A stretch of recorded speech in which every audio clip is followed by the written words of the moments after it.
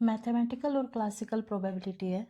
इसके अंदर क्या होता है, इफ अ रैंडम एक्सपेरिमेंट और trial results in an exhaustive mutually exclusive and equally likely outcomes. क्या कह रहा है, रैंडम एक्सपेरिमेंट या ट्रायल के अंदर कोई भी हम ट्रायल लेते हैं, कोई भी हम एक्सपेरिमेंट करते हैं, उसके जो एन ट्रायल्स होते हैं यानी कि total number of exhaustive cases, वो क्या है एन, ठीक है, and outcomes of out of which M are favourable, ठीक है, एम आउटकम्स जो है वो फेवरेबल है।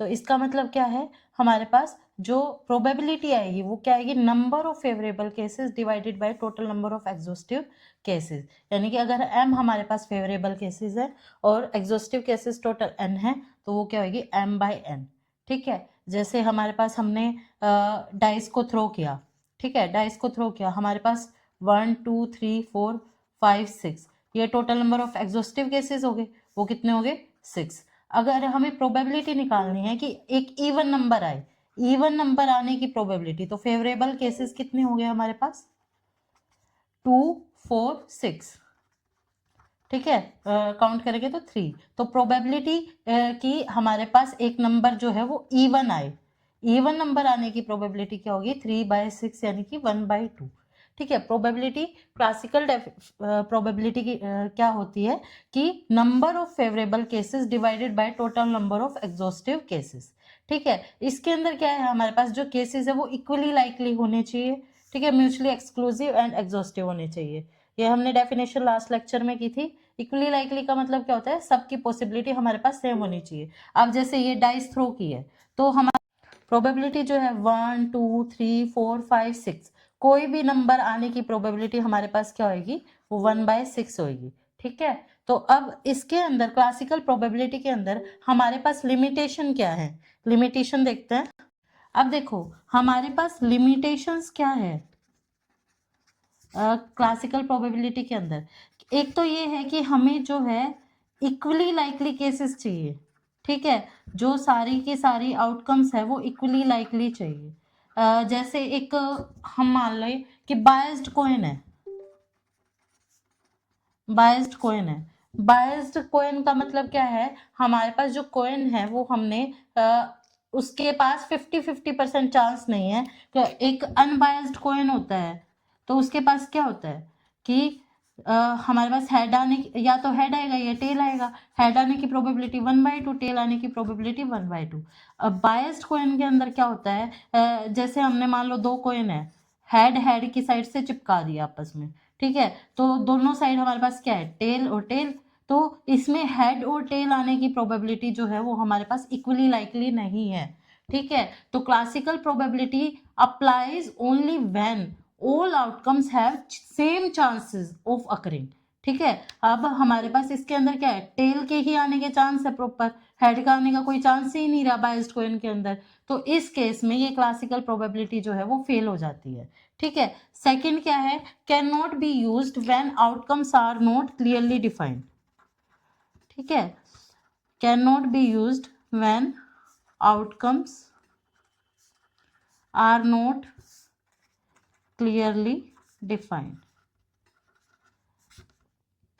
ठीक है।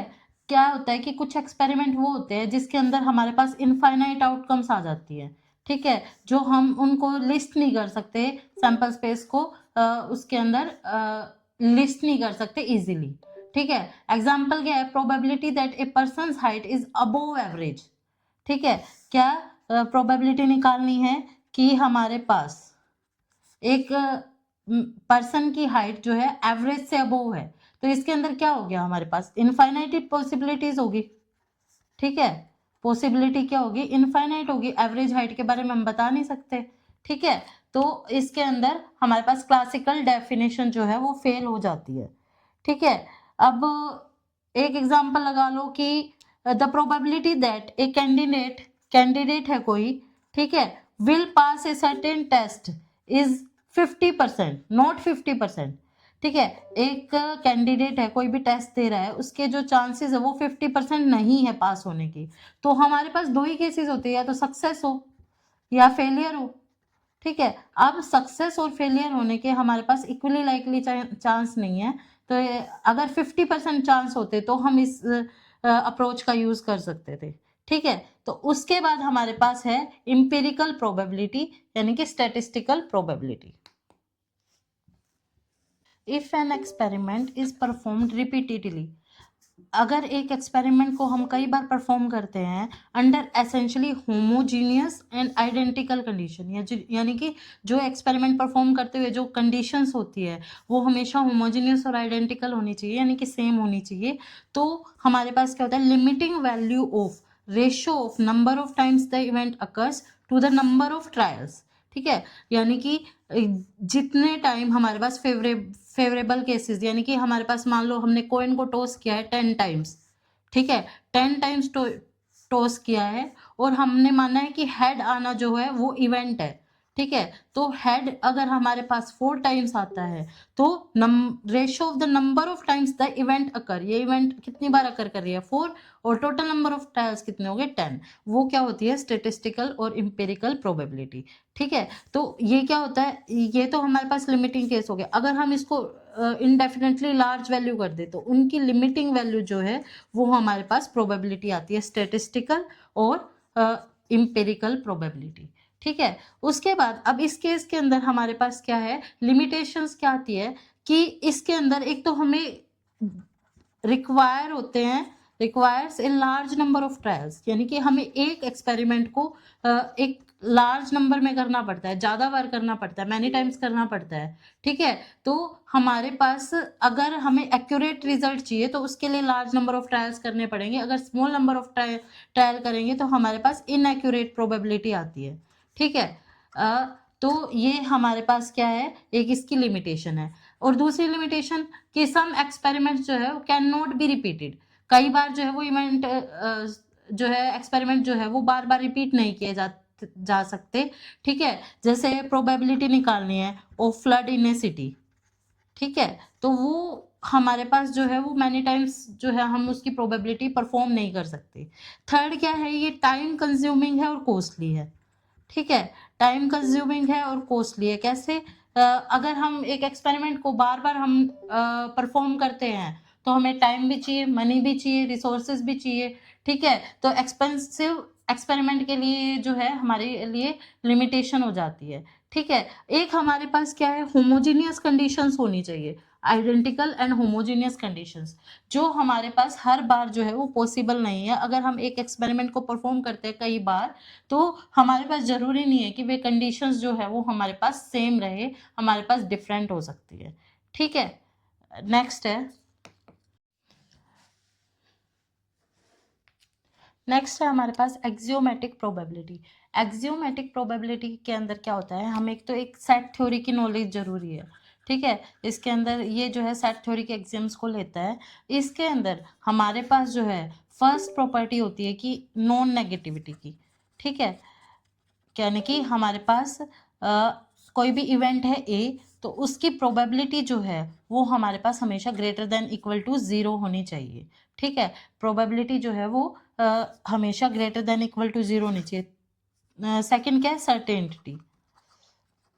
ठीक है, सर्टेनिटी के अंदर क्या होता है कि हमारे पास सैंपल स्पेस की जो प्रोबेबिलिटी है वो 1 है, यानी कि हमेशा हमारे पास जो है सर्टेन इवेंट होनी चाहिए कि इसके हमारे पास हैपनिंग की ही हैपनिंग के ही चांसेस हैं, जो हम कहते हैं कि हमेशा सर्टेन होनी चाहिए। इसका मतलब क्या है, ये अगर करेगी ही करेगी।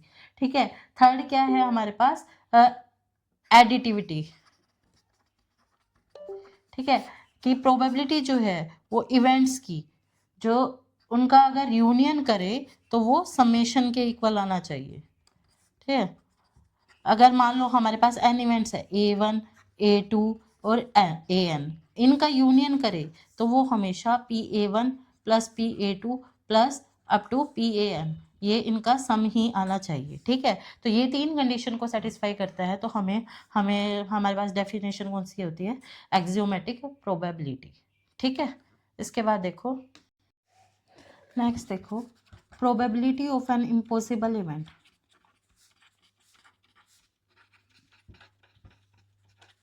इम्पॉसिबल इवेंट की प्रोबेबिलिटी फाइंड आउट करनी है।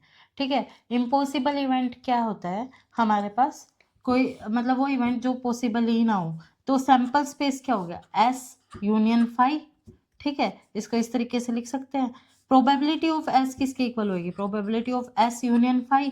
अब प्रोबेबिलिटी की डेफिनेशन से प्रोबेबिलिटी ऑफ ये क्या है? सर्टेन इवेंट, पॉसिबल इवेंट, ये इम्पॉसिबल, ये सर्टेन। ठीक है, तो ये क्या आ जाएगा? P S plus P phi. अब पी एस कैंसिल हो जाएगा तो इसके बाद पी फाई क्या आ जाएगा? 0। तो ये है क्या है हमारे पास? Probability of an impossible event is always 0। ठीक है, उसके बाद है हमारे पास कॉम्प्लीमेंट्री इवेंट्स। ठीक है, कॉम्प्लीमेंट्री इवेंट्स। ठीक है, the sum of probability of an event, यानी कि कोई एक इवेंट है ई, ठीक है, उसकी प्रोबेबिलिटी और उसकी कॉम्प्लीमेंट्री इवेंट की प्रोबेबिलिटी वो क्या होती है? 1। ठीक है, यानी कि अगर हमारे पास ई यूनियन ई कॉम्प्लीमेंट, वो हमारे पास पूरा का पूरा सैंपल स्पेस आ जाए, ठीक है, पूरा का पूरा सैंपल स्पेस आ जाए, तो उन इवेंट्स को कहते हैं हम कॉम्प्लीमेंट्री इवेंट्स। ठीक है, तो the probability of occurrence of event A और non occurrence of event A. ठीक है, ये हमारे पास क्या है? Probability of non occurrence of event E और non happening of event E. ठीक है, तो ये हमारे पास क्या हो गया? कॉम्प्लीमेंट्री इवेंट्स हो गई। ठीक है, तो हमें P E complement find out करना है। वो कैसे करेंगे? अगर देखो, अगर हम वेन डायग्राम से देखते हैं तो ये हमारे पास ई हो गया, ये ई कॉम्प्लीमेंट हो गया, ये सैंपल स्पेस हो गया, यानी कि ई यूनियन ई कॉम्प्लीमेंट, ये पूरा का पूरा सैंपल स्पेस आ गया। अगर ये इवेंट ई है तो ये जो पूरा ये क्या हो जाएगा? E complement. ठीक है, तो ये आपस में क्या है? कॉम्प्लीमेंट्री इवेंट्स है। अब ई यूनियन ई कॉम्प्लीमेंट, हमारे पास पूरा का पूरा सैंपल स्पेस आ गया। Probability E union E complement की क्या आ जाएगी? Probability of S, probability of E, ये प्रोबेबिलिटी की डेफिनेशन से, plus probability of E complement. Probability of S वो क्या होगा? 1। ठीक है, तो पी ई कॉम्प्लीमेंट किसके इक्वल आ जाएगा? 1 माइनस पी ई। ठीक है, एक ये रिजल्ट हो गया। ठीक है, प्रोबेबिलिटी ऑफ इम्पॉसिबल इवेंट हमेशा 0 होता है और प्रोबेबिलिटी ऑफ ई कॉम्प्लीमेंट हमेशा किसके इक्वल होता है? 1 माइनस पी ई के। ठीक है, उसके बाद नेक्स्ट है अगर हमारे पास E1 जो है वो सबसेट है E2 का, तो क्या होगा? PE1 less than equal to PE2 होगा। ठीक है, अगर E1 जो है वो सबसेट है हमारे पास E2 का, तो PE1 किसके इक्वल होएगा?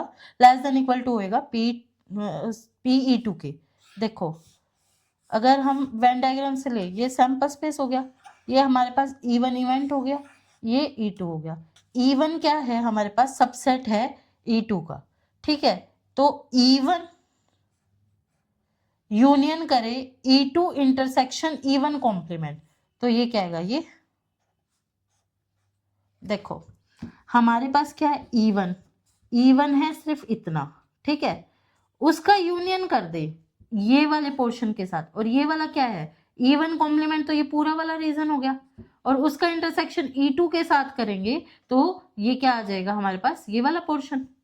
ठीक है, E1 का यूनियन किया E2 इंटरसेक्शन E1 कॉम्प्लीमेंट के साथ, तो E1 ये था और बाकी ये, इनका यूनियन हुआ तो वो किसके इक्वल हो गया? E2 के। ठीक है, प्रोबेबिलिटी लेंगे तो probability of E1 union E2 intersection E1 complement वो किसके इक्वल आएगा? PE2 के। सम का फॉर्मूला लगाएंगे, P of E1 plus P of E2 intersection E1 complement, वो किसके इक्वल आ गया हमारे पास? P ऑफ E2 के इक्वल आ गया। ठीक है, तो अब यहां से देखो, P of E2 intersection E1 complement, ठीक है, वो किसके इक्वल आ गया? P of E2 minus P of E1 के। अब देखो, प्रोबेबिलिटी जो है हमने अभी करा था कि वो हमेशा नॉन नेगेटिव होती है, किसी भी इवेंट की प्रोबेबिलिटी हमेशा ग्रेटर देन इक्वल टू 0 होती है। तो P of E2 intersection E1 का कॉम्प्लीमेंट ये हमेशा ग्रेटर देन इक्वल टू 0 होगा, तो P of E2 minus P of E1 ये ग्रेटर देन इक्वल टू 0 होगा, तो P of E2 greater than equal to P of E1। तो हमें यही प्रूव करना था कि अगर E1 E2 का सबसेट है तो P ऑफ E1 क्या होगा, P ऑफ E2 की प्रोबेबिलिटी से लेस देन इक्वल टू होगा। ठीक है,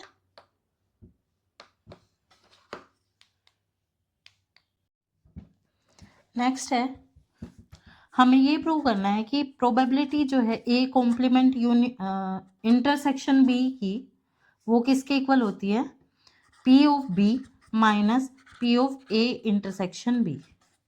ठीक है, इसके इक्वल प्रूव करनी है। A कॉम्प्लीमेंट इंटरसेक्शन B वो किसके इक्वल प्रूव करना है, P of B minus P of A intersection B। मान लिया ये जो है पूरा सैंपल स्पेस है। ठीक है, A इवेंट ये होगी, B इवेंट ये होगी। ठीक है, तो हमें क्या निकालना है, A कॉम्प्लीमेंट उसका इंटरसेक्शन B के साथ, यानी कि ये वाला रीजन। ठीक है, A कॉम्प्लीमेंट इंटरसेक्शन B, ये पूरा का पूरा A कॉम्प्लीमेंट हो गया, उसका इंटरसेक्शन B के साथ करेंगे तो A इंटरसेक्शन B वाला पार्ट हट जाएगा, बाकी जो B वाला पार्ट है वो रह जाएगा।